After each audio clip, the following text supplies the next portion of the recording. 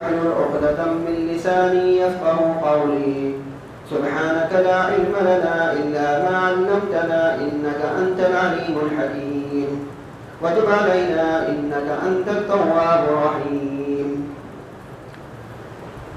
تمام قسم کی تعریف، کبریائی، حمد و ثنا اس اللہ وحدہ لا شریک له لائق و زیبا ہے جس نے اس ساری کائنات کی تخلیق فرمائی، ہماری ضرورتوں کے واسطے ہر ایک چیز کو مہیا فرمایا، ہماری بشر و ہدایت کے لیے انبیاء اور رسولوں کا سلسلہ جاری فرمایا اور ہمیں مسلمان بنایا۔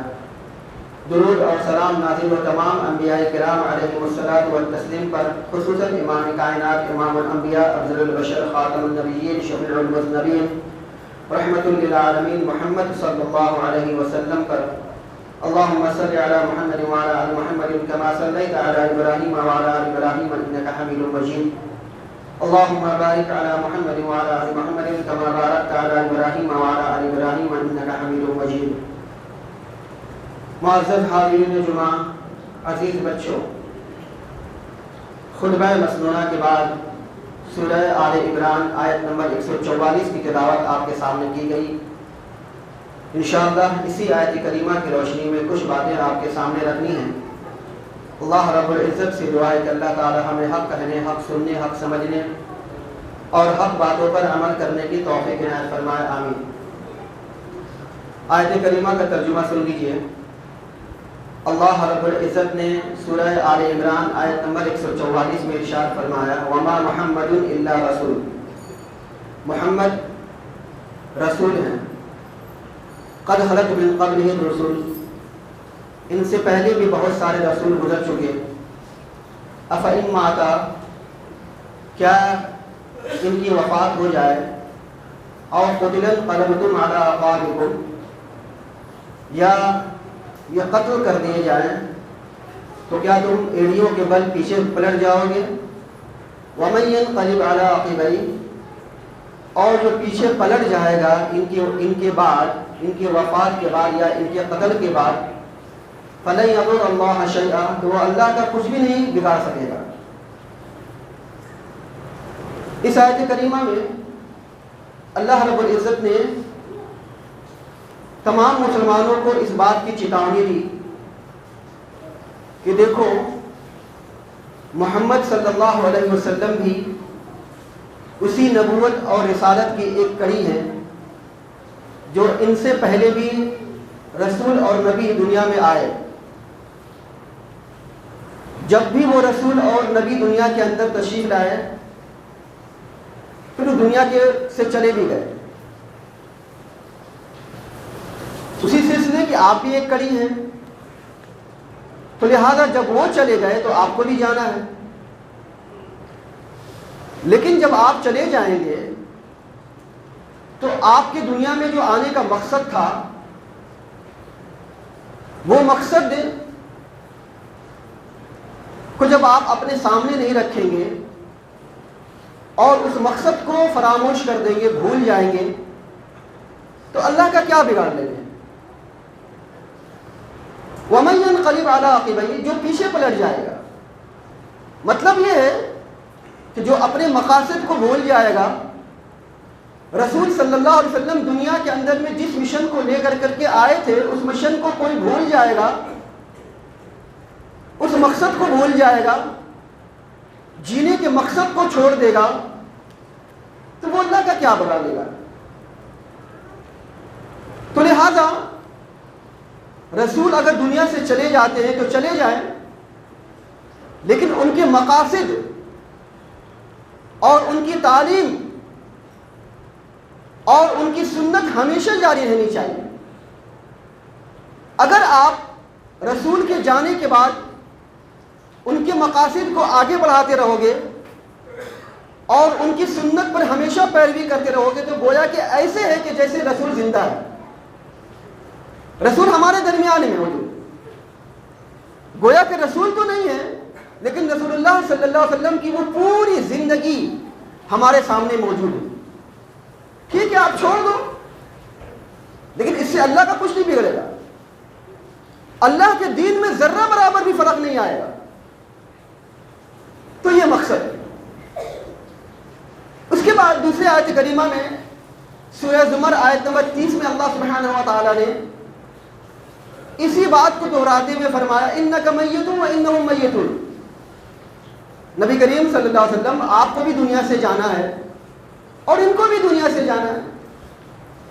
تو جس بات کے لیے جھگڑا کر رہے ہیں جھگڑے، جس بات کے سلسلے میں اختلاف کر رہے ہیں اختلاف کریں، لیکن جب کل قیامت کے دن اللہ کے سامنے میں حاضر ہوں گے تو سارے کے سارے کا اللہ کا سبحانہ وتعالیٰ فیصلہ کر دے گا. تو لہذا ان آیات کے اندر میں ہمیں جن باتوں کی تعلیم دی گئی وہ یہ کہ رسول جب دنیا سے چلے جائیں تو آپ کو چاہیے کہ آپ ان کی تعلیم کو پیسے پوچھ نہ ڈال دیں، ان کی تعلیم کو بھلا نہ دیں.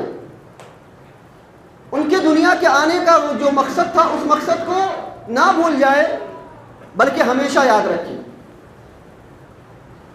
یہ ربیع الاول کا مہینہ چل رہا ہے. اس مہینے کے اندر میں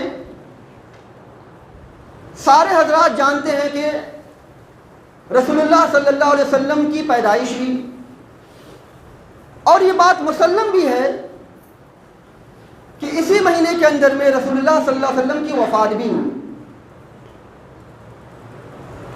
رسول اللہ صلی اللہ علیہ وسلم کی بعثت اور دنیا میں آمد ایک مومنین کے لیے واقعی میں بہت بڑی راحت اور خوشی کی بات ہے.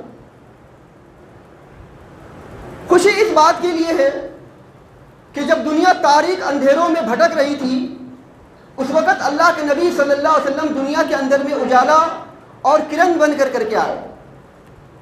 لوگوں کو ہدایت کا راستہ بتلایا، لوگوں کو اللہ کا راستہ بتلایا، روشنی دکھائی، اور ضلالت اور گمراہی کے راستے مٹ گئے اور اللہ کے نبی صلی اللہ علیہ وسلم نے ہدایت کا راستہ دنیا کو دکھلایا.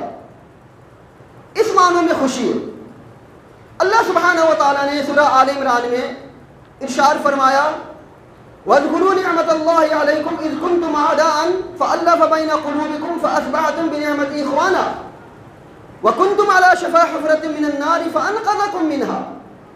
یاد کرو اس وقت کو کہ جب تم جہنم کے کنارے پہ کھڑے تھے اللہ سبحانہ و تعالیٰ نے اپنی نعمت سے تم کو بچا لیا. تو رسول اللہ صلی اللہ علیہ وسلم کی دنیا میں آمد بہت بڑی نعمت ہے، بہت بڑا فضل ہے. لیکن اس خوشی میں مسلمانوں کو چاہیے، مومنوں کو چاہیے کہ ان خوشی کے اندر میں ایسے سرشار نہ ہو جائیں کہ ہم رسول اللہ صلی اللہ علیہ وسلم کی تعلیمات کو بھلا بیٹھیں. رسول اللہ صلی اللہ علیہ وسلم جس مقصد کے لیے دنیا میں تشریف لائے اور جو تعلیم ہمارے سامنے میں پیش کر کے گئے اس تعلیم پہ ہمیں مکمل طور سے عمل کرنا ہے، تبھی ہم رسول اللہ صلی اللہ علیہ وسلم سے محبت کا دم بھر سکتے. تو رسول اللہ صلی اللہ علیہ وسلم کی وفات اسی مہینے میں ہوئی اور ولادت بھی اسی مہینے میں ہوئی.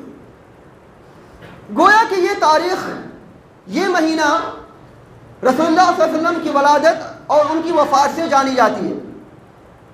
لیکن اس کے باوجود بھی پورے صحیح احادیث کے اندر میں کہیں بھی ربیع الاول کی فضیلت اور اہمیت کے بارے میں پتہ نہیں چلتا.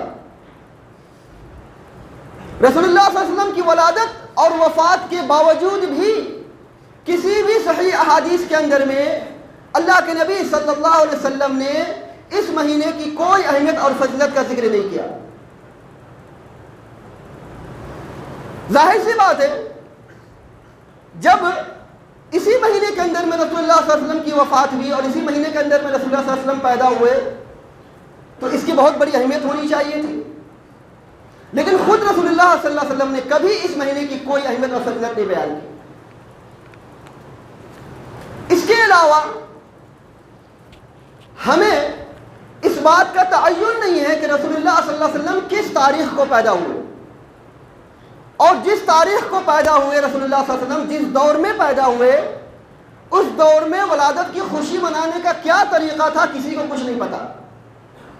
ہاں کہیں کہیں کچھ روایت کے اندر میں کچھ تاریخ کے حوالے سے یہ بات ملتی ہے کہ جب رسول اللہ صلی اللہ علیہ وسلم کی ولادت ہوئی تو ان کے دادا عبد المطلب بہت خوش ہوئے. اتنا خوش ہوئے کہ جب بچے کی ولادت کی خوشخبری سنی تو گھر آئے، بچے کو اپنے گود میں لیا اور گود میں لے کر کے خانہ کعبہ گئے اور خانہ کعبہ جا کر کے بچے کے حق میں اللہ سے دعائیں کی، پھر لا کر کے ماں کی گود میں دے دیا۔ بچے کا پیارا سا نام رکھا محمد، اور اس کے بعد 7ویں روز ان کے نام پہ جانور ذبح کیے اور قریش کے لوگوں کو دعوت کی۔ اس طرح کی خوشی کا ذکر ملتا ہے سیرت کی بعض کتابوں کے اندر۔ اور صحیح بخاری کے حوالے سے اس بات کا بھی ذکر ملتا ہے کہ جب ابو لہب کی لونڈی نے جا کر کے بتلایا کہ تیرے گھر میں بھتیجا پیدا ہوا ہے، تو اس شخص کو اتنی خوشی ہوئی کہ اس نے اس خوشی میں اس لونڈی کو یہ کہہ دیا کہ جا آج سے تو آزاد ہے۔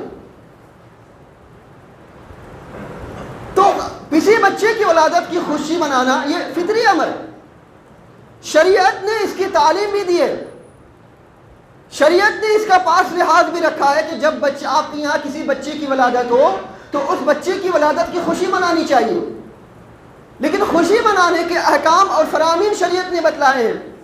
وہ یہ کہ جب بچہ پیدا ہو جائے تو اس کا پیارا سا اچھا سا نام رکھا جائے اور 7ویں روز اس کے نام پر جانور ذبح کیا جائے، یعنی عقیقہ کیا جائے۔ لیکن اس کے علاوہ شریعت کا اور کوئی حکم نہیں ملتا کہ جب بچہ پیدا ہو تو اس کے سلسلے میں کیا کرنا چاہیے۔ ظاہر سی بات ہے جب بچہ پیدا ہوتا ہے تو اس کی ولادت کی خوشی اسی وقت منائی جاتی ہے جیسا کہ شریعت نے حکم دیا۔ اب شریعت کا یہ حکم نہیں ہے کہ آپ بچے کی ولادت کی خوشی ہر سال مناؤ، یا آپ میں سے ہم میں سے کوئی ایسا آدمی نہیں ہے جو اپنے بچے کی ولادت کی خوشی ہر سال اسی تاریخ کو ایسے ہی مناتا ہے کہ بچے کا نام رکھا جاتا ہے اور 7ویں روز عقیقہ وغیرہ کیا جاتا ہے۔ کیا ایسا کوئی ممکن ہے؟ ایسا ممکن نہیں، لوگ ایسا کرتے بھی نہیں، اور ہمیں رسول اللہ صلی اللہ علیہ وسلم کی ولادت کی خوشی کا کوئی ایسا علم بھی نہیں ملتا جس سے یہ ثابت ہو کہ ہاں ہمیں بھی اسی طرح کی خوشی منانی چاہیے۔ تو اس طرح کی خوشی کا ذکر جب حدیث کے اندر میں نہیں ملتا ہے تو ظاہر سی بات ہے آج جو ہمیں خوشی منائی جا رہی ہے، ہم جو خوشی منا رہے ہیں، تو اس کا کوئی شریعت میں کوئی حکم موجود نہیں، پہلی بات۔ دوسری بات یہ کہ رسول اللہ صلی اللہ علیہ وسلم کی وفات بھی اسی مہینے کے اندر میں ہوئی، اور اس کے اندر بھی اختلاف ہے کہ رسول اللہ صلی اللہ علیہ وسلم کی وفات کس تاریخ کو ہوئی، لیکن بہت زیادہ گمان ہے اور راجح قول کے مطابق رسول اللہ صلی اللہ علیہ وسلم کی وفات 12 ربیع الاول کو ہوئی۔ تقریباً تمام مفسرین، تمام محدثین اور تمام مؤرخین کا اس بات پر اتفاق ہے کہ رسول اللہ صلی اللہ علیہ وسلم کی وفات 12 ربیع الاول کو ہوئی۔ وہ 12 ربیع الاول صبح کا وقت تھا کہ جب رسول اللہ صلی اللہ علیہ وسلم، انس بن مالک رضی اللہ تعالیٰ عنہ فرماتے ہیں کہ رسول اللہ صلی اللہ علیہ وسلم ہم فجر کی نماز پڑھ رہے تھے ابو بکر صدیق رضی اللہ عنہ کی امامت میں، اللہ کے نبی صلی اللہ علیہ وسلم کا حجرہ ہمارے سامنے میں تھا، کئی دن ہو گئے ہم نے اللہ کے نبی صلی اللہ علیہ وسلم کی امامت میں نماز نہیں پڑھی تھی، ہم ابھی فجر کی نماز پڑھ رہے تھے، اچانک ہم نے دیکھا کہ اللہ کے رسول صلی اللہ علیہ وسلم کی حجرہ کا پردہ اٹھ رہا ہے اور اللہ کے نبی صلی اللہ علیہ وسلم اپنا چہرہ دکھلا رہے ہیں۔ ابو بکر صدیق رضی اللہ تعالیٰ عنہ کی نظر ان پہ پڑی، صحابہ کرام رضی اللہ عنہم اجمعین کی نظر اللہ کے نبی صلی اللہ علیہ وسلم کے چہرے پر پڑی۔ پہلے اس سے کہ ابو بکر صدیق رضی اللہ تعالیٰ عنہ اپنے مصلی سے ہٹ جاتے اور صحابہ کرام رضی اللہ عنہم اجمعین دیکھ کر کے خوشی محسوس کر رہے تھے کہ شاید اللہ کے نبی صلی اللہ علیہ وسلم آئے اور آ کر کے ہم لوگوں کی امامت کرائے۔ اللہ کے نبی صلی اللہ علیہ وسلم بھاپ گئے، اور بھاپ لینے کے بعد ابو بکر صدیق رضی اللہ تعالیٰ عنہ کو اور صحابہ کو اشارہ کیا کہ اپنی جگہ پہ رہو، نماز پڑھو، اور اس کے بعد اللہ کے نبی صلی اللہ علیہ وسلم نے پردہ گرا دیا۔ انس بن مالک رضی اللہ تعالیٰ عنہ کہتے ہیں بس وہ آخری دن تھا کہ ہم نے اللہ کے نبی صلی اللہ علیہ وسلم کا چہرہ مبارک دیکھا تھا، اس کے بعد کبھی اللہ کے نبی صلی اللہ علیہ وسلم کا چہرہ نہیں دیکھا۔ تو وہ 12 ربیع الاول کی تاریخ تھی کہ جس دن انس بن مالک رضی اللہ تعالیٰ عنہ نے اللہ کے رسول صلی اللہ علیہ وسلم کا چہرہ آخری مرتبہ دیکھا تھا۔ فجر کی نماز ہو گئی، سورج نکل آیا، چاشت کا وقت تھا، اللہ کے رسول صلی اللہ علیہ وسلم کی تکلیف میں شدت اور بڑھتا گیا، اور اماں عائشہ رضی اللہ تعالیٰ عنہ سے برابر کہتے تھے کہ عائشہ میں نے وہ جو زہر ملا ہوا کھانا کھا لیا تھا، اس کی تکلیف آج محسوس کر رہا ہوں، گویا کہ ایسے کہ میری رگ کٹی جا رہی ہے، اس زہر کے اثر سے میری رگ کٹی جا رہی ہے۔ اللہ کے رسول صلی اللہ علیہ وسلم اپنی تکلیف اور کرب اور درد کا اظہار اماں عائشہ رضی اللہ تعالیٰ عنہ سے فرما رہے ہیں۔ چاش کا وقت تھا، اللہ کے نبی صلی اللہ علیہ وسلم نے فاطمہ رضی اللہ تعالیٰ عنہ کو بلوا لیا، حسن حسین رضی اللہ تعالیٰ عنہ کو بلوا لیا، دونوں کو بوسہ دیا اور دونوں کے سلسلے میں خیر کی وصیت کی۔ پھر ازواج مطہرات رضی اللہ عنہن کو بلایا اور بلا کر کے ان کو بھی وعظ و نصیحت کی۔ تکلیف اور بڑھتی جا رہی تھی، تکلیف اور بڑھتی جا رہی تھی۔ اماں عائشہ رضی اللہ تعالیٰ عنہ فرماتی ہیں کہ اللہ کے نبی صلی اللہ علیہ وسلم کا سر میں نے اپنے گود میں لے لیا اور اسی حالت میں اللہ کے نبی صلی اللہ علیہ وسلم نے مسواک کیا، اور اس کے بعد اللہ کے رسول صلی اللہ علیہ وسلم کی تکلیف کی شدت کا یہ حال تھا، صحیح بخاری وغیرہ کی روایت میں آتا ہے کہ اللہ کے نبی صلی اللہ علیہ وسلم اپنے چہرے پر پانی مارتے تھے، چہرے پر اپنے چادر کو ڈھانپتے تھے پھر ہٹاتے تھے، اور اسی مرتبہ اسی دوران میں کہتے تھے کہ یہود و نصارہ پر اللہ کی لعنت ہو جس نے انبیاء کی قبروں کو سجدہ گاہ بنا لیا۔ تکلیف برابر بڑھتی جا رہی تھی، اور اسی حالت میں اللہ کے رسول صلی اللہ علیہ وسلم اللہ سبحانہ و تعالیٰ سے جا ملے، یہ کہتے ہوئے کہ اللہم بالرفیق الاعلی، اور اللہ کے رسول صلی اللہ علیہ وسلم کے آخری الفاظ یہ بھی تھے اللہم اعنی علی سکرات الموت، اے میرے اللہ موت کی شدت پر، موت کی تکلیف پر مجھے میری اعانت فرما، میری مدد فرما۔ گویا کہ اللہ کے رسول صلی اللہ علیہ وسلم کو اس پوزیشن میں، اس حالت میں اتنی تکلیف محسوس ہو رہی تھی کہ اللہ سبحانہ و تعالیٰ سے مدد طلب کر رہے ہیں کہ اللہم اعنی علی سکرات الموت، اے میرے اللہ موت پر، موت کی تکلیف پر میری اعانت فرما، میری مدد فرما۔ پھر اماں عائشہ رضی اللہ تعالیٰ عنہ فرماتی ہیں کہ اللہ کے نبی صلی اللہ علیہ وسلم کا چہرہ ڈھلک گیا اور اللہ سبحانہ و تعالیٰ سے جا ملے۔ اس کے بعد مدینہ کے لوگوں کو، خاص کر کے صحابہ کرام رضی اللہ عنہم اجمعین کی جو حالات اور جو ان کی کیفیت تھی، صحیح بخاری، صحیح مسلم اور دیگر احادیث صحیحہ میں آپ دیکھ سکتے ہیں کہ جب جیسے ہی مدینہ کے لوگوں کو معلوم ہوا کہ اللہ کے نبی صلی اللہ علیہ وسلم کی وفات ہو گئی ہے تو مدینہ کے اندر میں ایک کوہرام سمجھ گیا۔ عمر بن خطاب رضی اللہ تعالیٰ عنہ سکتے میں آ گئے، تمام کے تمام مسلمان اپنی اپنی جگہ پہ بیٹھے ہوئے گم سم ہو کر کے ایسے جیسے کہ کسی کو کاٹو تو خون نہیں، بالکل سکتے کے عالم میں بیٹھے ہوئے ہیں۔ اور ایسی حالت میں جب ایک ہی آدمی تھا جو پورے ہوش حواس کے ساتھ میں تھا، ابو بکر صدیق رضی اللہ تعالیٰ عنہ، روایت کے اندر میں آتا ہے ابو بکر صدیق رضی اللہ تعالیٰ عنہ آئے اور آ کر کے اللہ کے رسول صلی اللہ علیہ وسلم کے حجرے پہ گئے اور جا کر کے اللہ کے رسول صلی اللہ علیہ وسلم کے چہرے سے کپڑا ہٹایا، بوسہ دیا، رونے لگے اور کہنے لگے کہ اللہ سبحانہ و تعالیٰ آپ پر دو موت طاری نہیں کرے گا، بس جو آپ پر ایک موت آ گئی تو آ گئی۔ چہرے مبارک کو ڈھکا اور ڈھک کر کے باہر تشریف لائے، دیکھا کہ عمر بن خطاب رضی اللہ تعالیٰ عنہ کھڑے ہیں اور صحابہ کرام سے کچھ کہہ رہے ہیں۔ کہا کہ عمر بیٹھ جاؤ، لیکن عمر بن خطاب رضی اللہ تعالیٰ عنہ اتنے غصے میں تھے اور اتنے سکتے میں تھے کہ بیٹھ نہیں رہے تھے۔ اسی دوران میں ابو بکر صدیق رضی اللہ تعالیٰ عنہ نے مسلمانوں کو خطبہ دیا، قرآن کریم کی آیت پڑھی اور فرمایا کہ سمجھ لو کہ تم میں کا جو کوئی محمد صلی اللہ علیہ وسلم کی عبادت کرتا تھا، پوجا کرتا تھا، محمد صلی اللہ علیہ وسلم اس دنیا سے جا چکے، لیکن تم میں کا کوئی آدمی اگر رسول اللہ سبحانہ و تعالیٰ کی پوجا کرتا تھا، عبادت کرتا تھا، تو وہ حی لا یموت ہے، وہ زندہ ہے، وہ کبھی مرنے والا نہیں ہے۔ لہذا اس کے بعد پھر قرآن کریم کی آیت تلاوت فرمائی وما محمد الا رسول قد خلت من قبله الرسل افإن مات او قتل انقلبتم على اعقابكم ومن ينقلب على عقبيه۔ صحیح بخاری کی روایت میں آتا ہے کہ صحابہ کرام رضی اللہ تعالیٰ عنہم اجمعین نے جب اس آیت کریمہ کو سنا تو ان کو یقین ہو گیا کہ اللہ کے رسول صلی اللہ علیہ وسلم دنیا سے جا چکے ہیں، ورنہ ان سے پہلے کسی کو یقین نہیں تھا یا کسی کو یقین نہیں ہو رہا تھا کہ واقعی میں اللہ کے رسول صلی اللہ علیہ وسلم کی وفات ہو چکی ہے۔ لیکن جیسے ہی اس آیت کریمہ کو سنا ابو بکر صدیق رضی اللہ تعالیٰ عنہ کے زبان سے تو ان کو یقین ہو گیا کہ اللہ کے رسول صلی اللہ علیہ وسلم وفات پا گئے ہیں۔ صحیح بخاری کی روایت میں کہ سعید ابن مسیب رحمۃ اللہ علیہ فرماتے ہیں کہ جیسے ہی ابو عمر بن خطاب رضی اللہ تعالیٰ عنہ نے قرآن کریم کی اس آیت کو سنا، تلوار ان کے ہاتھ سے چھوٹی، زمین پر بیٹھ گئے اور کہنے لگے کہ مجھے نہیں پتا تھا کہ قرآن کریم کی کس آیت میں کس جگہ پہ اللہ سبحانہ و تعالیٰ نے اس آیت کو نازل فرمایا۔ آج مجھے معلوم ہوا کہ یہ آیت ہے اور اس آیت کے اندر میں اللہ کے رسول صلی اللہ علیہ وسلم کی وفات کی خبر دی گئی ہے۔ تو یہ کیفیت تھی صحابہ کرام رضی اللہ تعالیٰ عنہم اجمعین کی، یہ کیفیت تھی۔ اور اس کے بعد فاطمہ رضی اللہ تعالیٰ عنہ گھر میں رونے لگی، اتنا رونے لگی، کہنے لگی کہ ہائے ابا، کہ میرے ابا کی تکلیف، میرے ابا کی تکلیف۔ جب اللہ کے رسول صلی اللہ علیہ وسلم کی وفات ہوئی تو فاطمہ رضی اللہ تعالیٰ عنہ کہنے لگی کہ ہم اپنے ابا کی وفات کی خبر جبریل کو دیتے۔ تو اس طریقے سے صحابہ کرام رضی اللہ تعالیٰ عنہ، صحیح بخاری یا صحیح مسلم وغیرہ کی احادیث کے مطابق صحابہ کرام رضی اللہ تعالیٰ عنہ اس دن رونے لگے۔ اس کے بعد اللہ کے رسول صلی اللہ علیہ وسلم کو غسل دیا گیا۔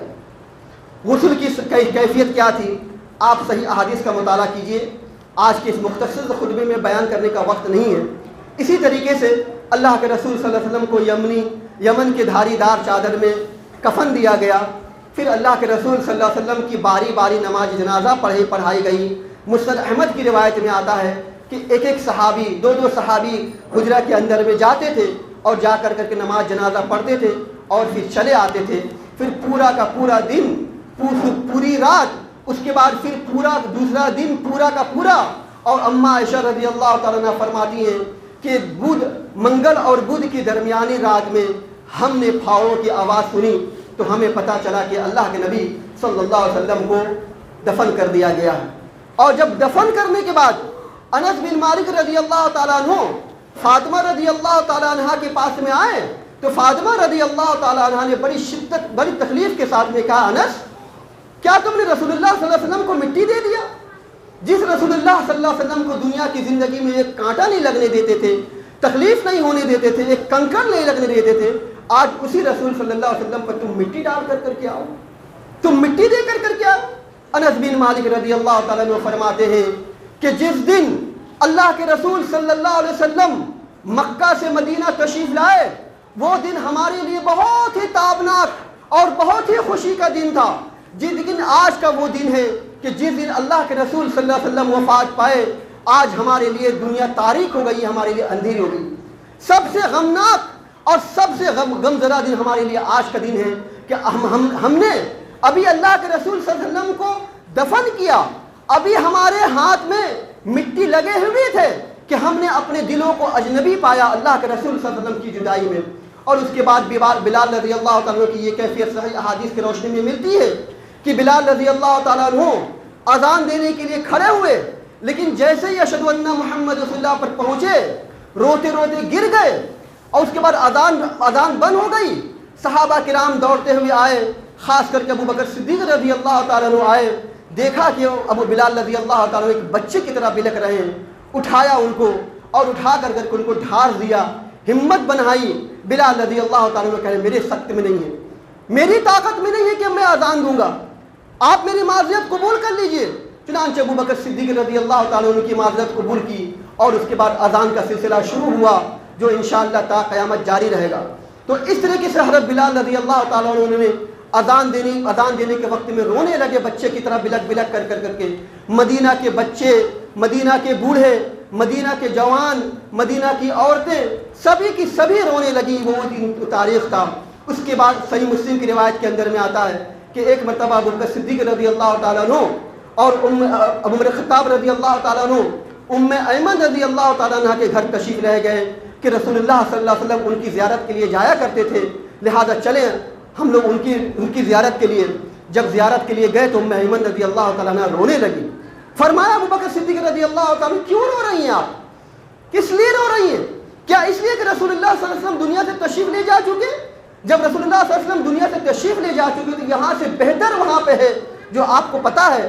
کہنے لگی ہاں مجھے پتا ہے کہ اللہ کے یہاں اب اللہ کے رسول صلی اللہ علیہ وسلم کے لیے بہت اچھا بہتر ہے، لیکن میں اس وجہ سے رو رہی ہوں کہ جبرائیل کا آنا بند ہو گیا ہے، وحی منقطع ہو چکی ہے۔ تو اس طریقے سے ابو بکر صدیق رضی اللہ تعالیٰ عنہ اور عمر بن خطاب رضی اللہ تعالیٰ عنہ وہ بھی رونے لگے۔ یہ وہ تاریخ تھی کہ جس دن صحابہ کرام رضی اللہ تعالیٰ عنہ مجمعین روتے تھے۔ کسی حدیث کے اندر میں، کسی روایت کے اندر میں یہ نہیں ملتا کہ مدینہ کے یہودی اور مدینہ کے منافقین اس دن جشن مناتے تھے، خوشی مناتے تھے. لیکن اگر آپ تاریخ اٹھا کر کے دیکھیں تو ان یہودیوں کی اور ان منافقوں کی پوری زندگی سازش رہی اللہ کے رسول صلی اللہ علیہ وسلم کے خلاف کہ کیسے بھی وہ رسول اللہ صلی اللہ علیہ وسلم کو دنیا سے ختم کر دے. کبھی مسجد زرار کے ذریعے سے، کبھی زہر دے کر کے، کبھی ناحق جنگ کو مسلط کر کے، یا کبھی اور طرح کے سازش کر کے کہ کسی طرح سے دنیا سے رسول اللہ صلی اللہ علیہ وسلم کا خاتمہ ہو جائے.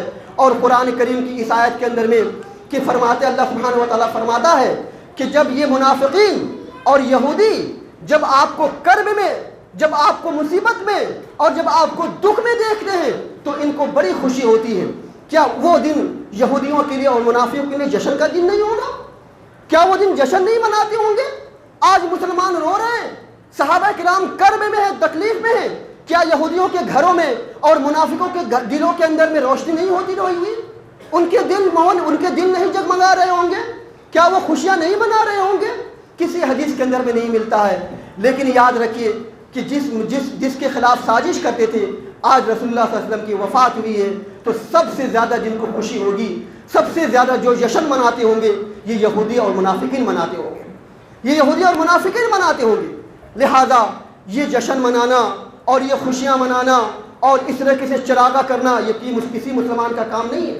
ہم آپ کو پہلے بتا چکے ہیں کہ رسول اللہ صلی اللہ علیہ وسلم نے ولادت کی خوشی کا طریقہ بتلایا، لیکن کسی حدیث کے اندر میں، کسی روایت کے اندر میں رسول اللہ صلی اللہ علیہ وسلم کی ولادت کی خوشی کا کوئی ذکر نہیں ملتا ہے. لیکن اللہ کے نبی صلی اللہ علیہ وسلم نے عام بچوں کی ولادت کی خوشی کا جو طریقہ بتلایا ہے وہ طریقہ حدیث سے ثابت ہے.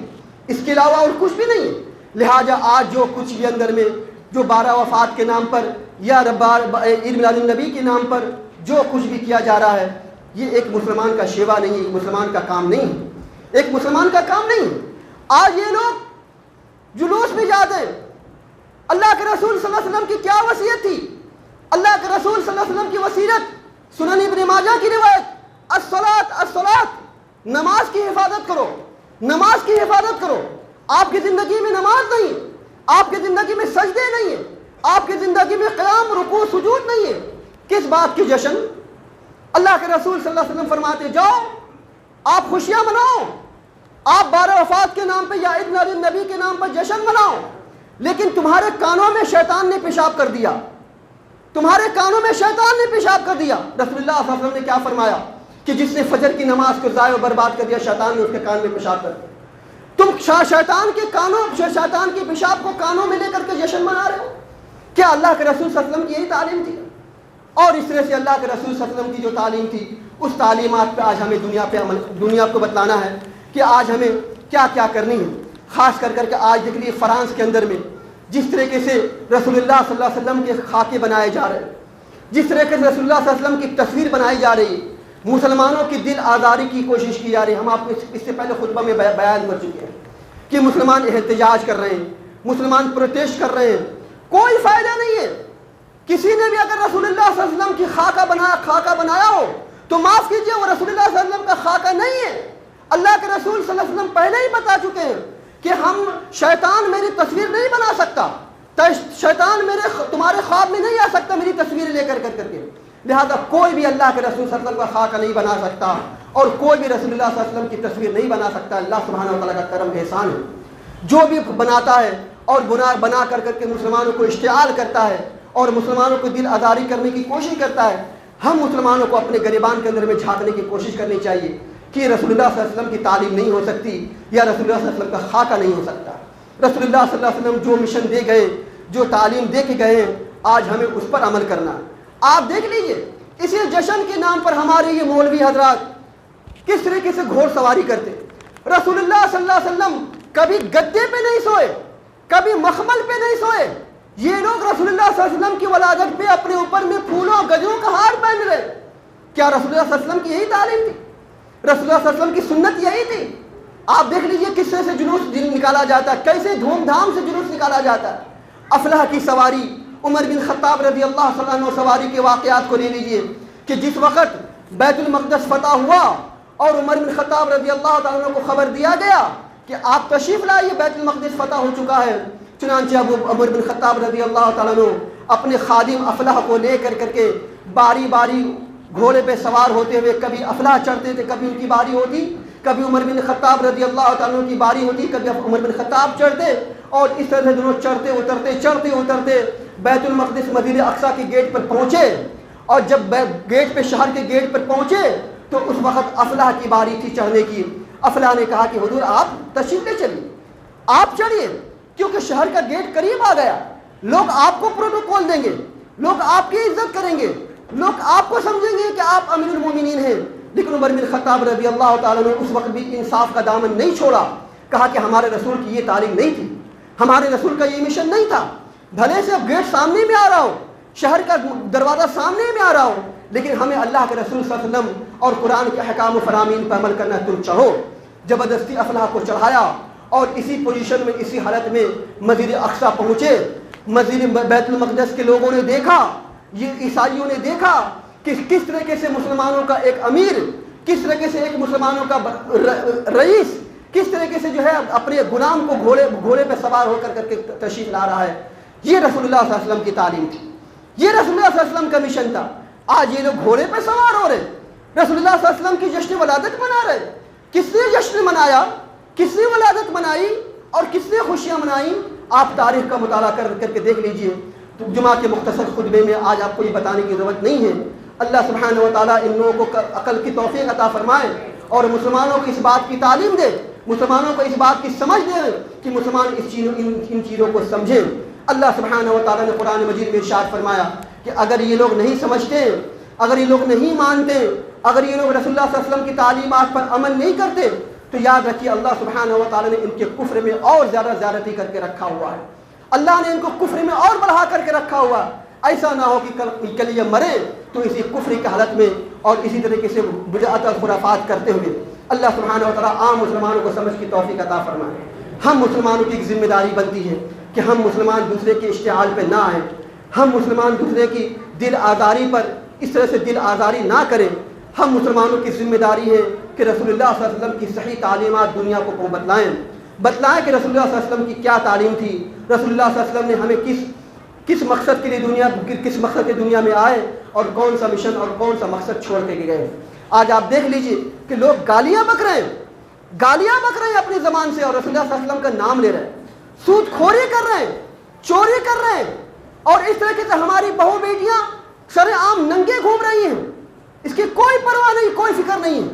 لیکن کیسے جشن ولادت منایا جائے، کیسے محلوں کو چراغاں کیا جائے، کیسے محلوں کو سجایا جائے، اس بات کی پوری فکر ہے۔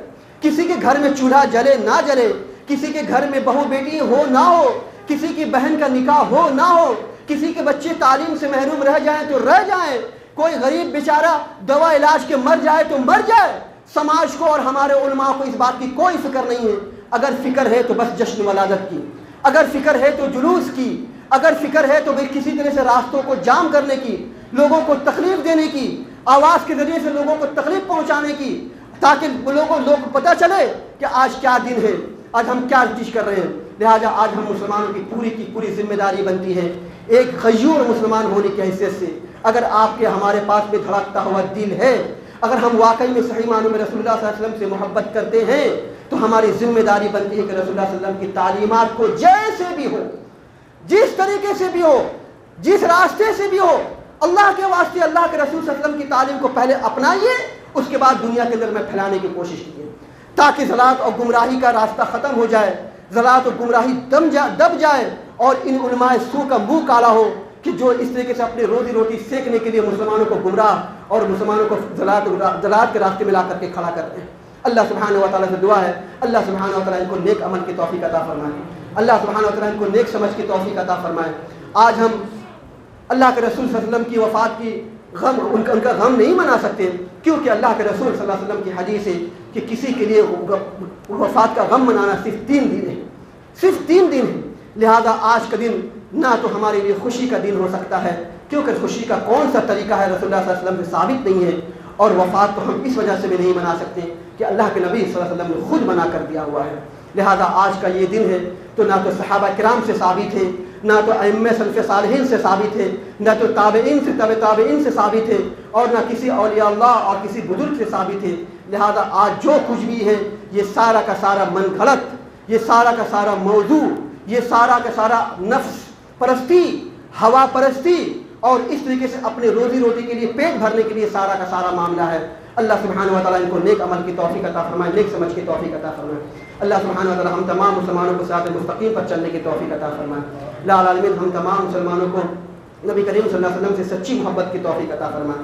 لا العالمین ہم تمام مسلمانوں کو رسول اللہ صلی اللہ علیہ وسلم کی تعلیمات پر صحیح معنوں میں عمل کرنے کی توفیق عطا فرمائے۔ لا العالمین ہم میں جو بیمار ہیں انہیں شفاء کاملہ عاجلہ عطا فرما، جو پریشان حال ہیں ان کی پریشانیوں کو دور فرما۔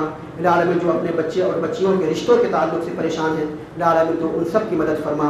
لا العالمین ہم سبوں کو صراط مستقیم پر چلنے کی توفیق عطا فرما۔ لا العالمین اسلامی شاعر کی حفاظت فرما، ہماری مسجدوں کی حفاظت فرما، ہمارے بچے اور بچیوں کی حفاظت فرما۔ لا العالمین جو بچے اور بچیاں امتحانات کی تیاریاں کر رہے ہیں، لا العالمین تو ان کی مدد فرما اور ان کے جائز مقاصد میں کامیابی عطا فرما۔ لا العالمین جب تک ہم جئیں کتاب اللہ اور سنت رسول اللہ صلی اللہ علیہ وسلم پر عمل کرتے ہوئے جئیں، اور جب ہمارا خاتمہ ہو انہیں دونوں پر عمل کرتے ہوئے ہمارا خاتمہ ہو۔ اقول قولی ھذا واستغفر اللہ لی ولکم ولسائر المسلمین، وآخر دعوانا الحمد للہ رب العالمین۔